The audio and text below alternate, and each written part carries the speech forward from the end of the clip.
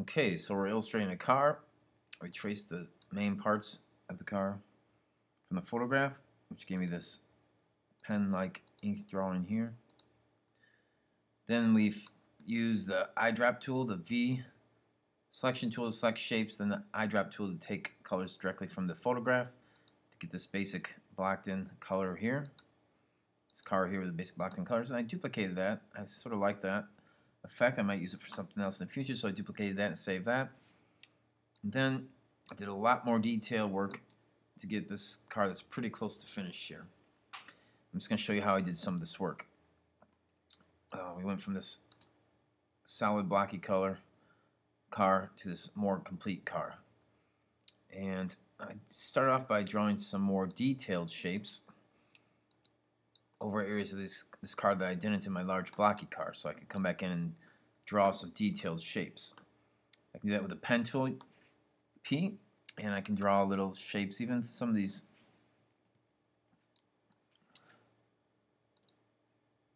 little lines are easier to create using the pen tool. So I can draw a little pen tool shape here.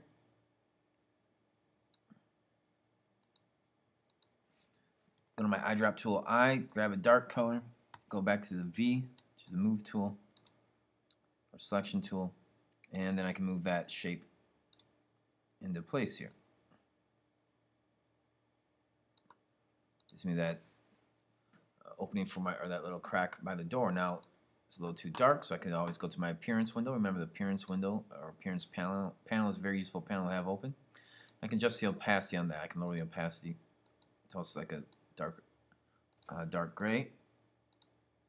If it's, then I can resize it. Maybe it's too big or too thick. I can thin it down a little bit there. All right. So that's how I did a lot of these lines.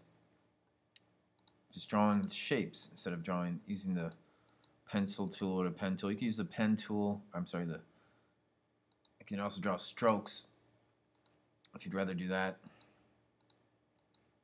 using the brush tool, but I like to draw little shapes there that I can adjust later. Okay, so that's some of that.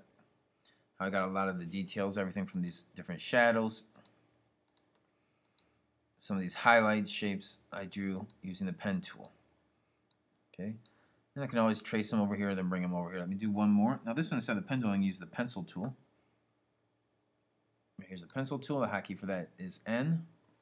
So I hit N on my keyboard, and I can come over here and draw certain shadows and highlights. I haven't really done too much work on this fender here, so I can do some of that now. So what I'm going to do is click and drag and draw out this darker tone here. And I'm going to select I for eyedropper, click and grab that color, V for selection tool, click and move that into place. Okay, you know, it's not too bad, but it's a little too stark of a difference, a little too much of a jump there. So I'm going to grab the different, slightly lighter color. There we go. And V for my move tool. I sort of like it, but feels like it's a little too solid on the edges, so I can soften the edges through my appearance panel. I select that shape, go to my appearance panel, effect, blur, Gaussian blur. These are sort of Photoshop effects. Gaussian blur is a good one. Preview, and I can raise it up to however blurry I want it. Maybe 11.5, maybe 27, 25. I think I can go around somewhere closer to 20. And okay. Now it looks like a pretty realistic shadow there. That's how I did a lot of these other shadows. Can also lower the opacity if I need to make it more see-through. Or do one of these blending modes here, like darken, which will let it be sort of transparent also. There we go. Do this again. I can either do the pen tool P or N for the pencil tool. The pencil, click and drag that pencil around until I have the shape I want. It's a little harder to get used to. Got a little out of control there, but I think it'll be okay. I grab that color, V, move that in place. I can blur out the edges using Gaussian blur. I can also use Stylize Feather. Stylize Feather has sort of the same effect, but I like the blur Gaussian blur. Preview, lower that a little bit. Okay, I'm going to lower the opacity a little bit so it's somewhat see-through. Maybe I'll just do a darken. Lower the opacity. It's a little too big, so I'm going to make it a little bit smaller so it fits within that fender. There we go. And I'm going to get a darker tone here too. So let me do another one. And for the pencil, I'm going to get some of this darker area here.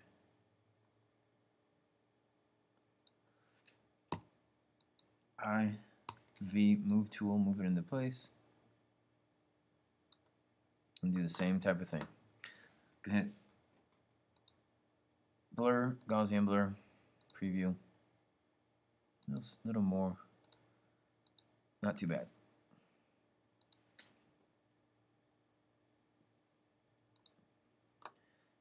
And I'll do one more over here. Let me do a pen tool for this one. P, and I can draw a clearer one here.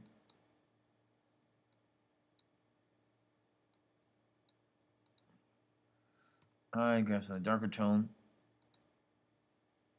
V, move that guy over here. Under my appearance window, effects, blur, Gaussian blur, preview. More or less, it's up to you. There we go. And not too bad, looks pretty good. So that's how I did a lot of these other effects here, these other shapes. I selected them, blurred them out a little bit, lowered the opacity, built up these different shapes. There's 4 or 5 different shapes over here to give me all these shadows. I can also use this for the highlight areas. Okay. Another thing I can do is use a gradient tool, or use a gradient. I use a gradient on a lot of these base shapes. Okay, I created some swatches. Here's how I create a swatch. I can go to eyedrop tool. I can grab, say, a highlight color on this fender. And if I look right here in my color window, after I use my eyedrop tool to grab a color, it puts it right here in the swatch area here.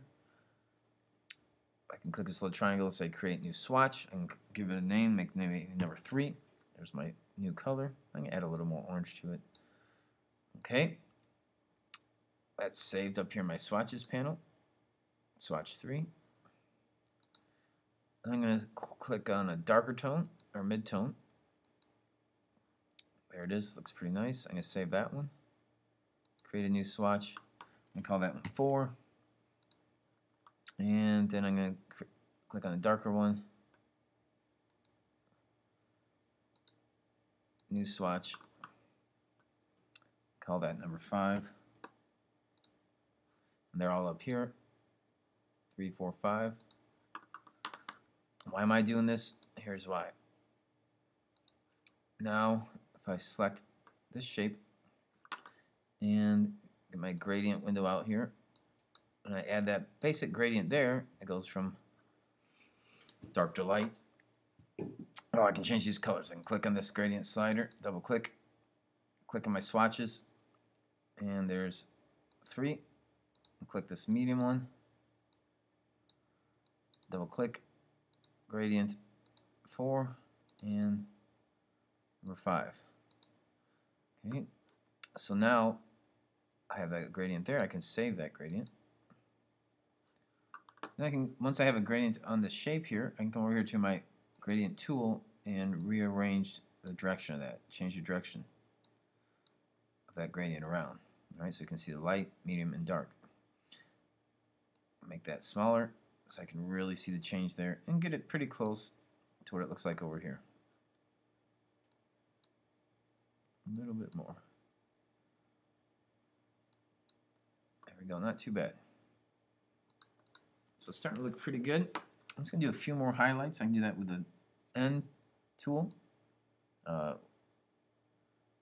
pencil tool. I'm just going to draw out some highlights here. I can get a light color, even a white. V, move that guy in place, and then adjust it. Opacity, lower the opacity.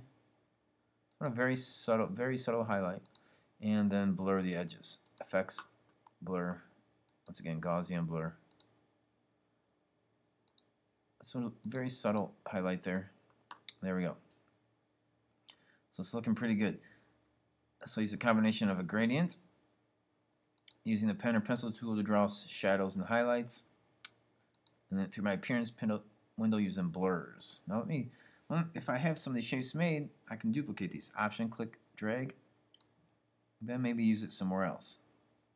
I duplicate that shape. Well, that might fit pretty good over there. It gives me another level of change there. There it is. I can move it around until it feels right.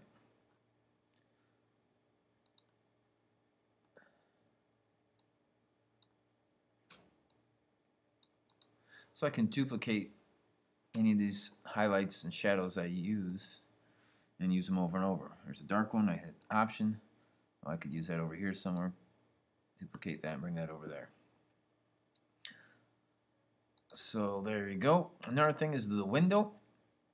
I drew that window shape, filled it with like a blue-gray, and lower the opacity so it makes it see-through.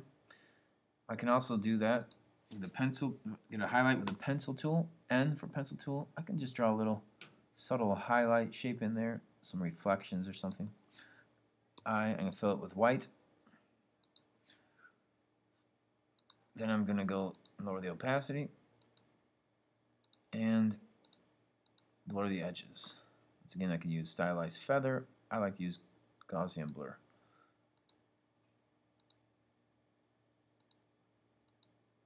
Okay, so that gives you a nice highlight on the glass to make it feel pretty real. Could also make another one and just make a little highlight there, one step brighter.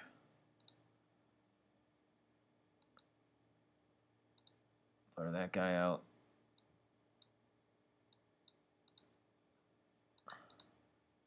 Just give it one more step. Well, I like that. I might use it on these windows. I'm on the Move tool, V, Option, click, drag that guy over here, Option, click, drag. So I can get some highlight effects all across. On that window looks really transparent, translucent.